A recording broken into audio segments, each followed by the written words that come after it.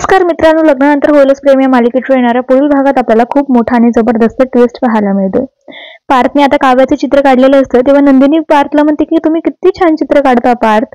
मग नंदिनीच्या डोक्यात येतं की पार्थ इतकं छान चित्र काढतायत म्हणजे आता ते आपल्या हाराचं देखील चित्र काढू शकतात.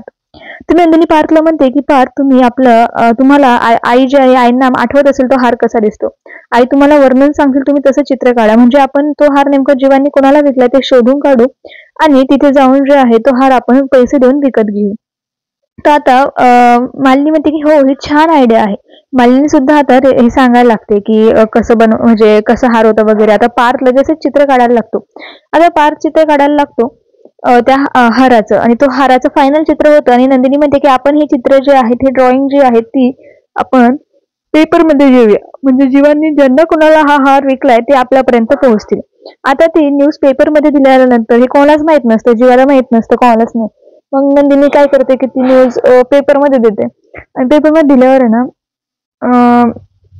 तो जो ज्याने हार विकत घेतला तो येतो घरी नाही का. मग नंदिनी त्याला पैसे वगैरे देते. मग तो हार रिटर्न देतो तो माणूस आणि मग जीवा आल्यावर नंदिनी त्याला सरप्राईज देते की जीवा तुम्हाला ऑफिसमध्ये आता काम करायची गरज नाहीये. तुम्ही आपण हा हार हे केला, तुम्ही आता हा बाबांना देऊन या हार. आता जीवा देखील बाबांकडे जातो आणि तो हार देतो. आता विक्रम म्हणतात म्हणजे ते बाबा बोलतात जीवाचे वडील की तू करून दाखवलं, शाबास, आता तुला ऑफिसला येण्याची काही गरज नाहीये.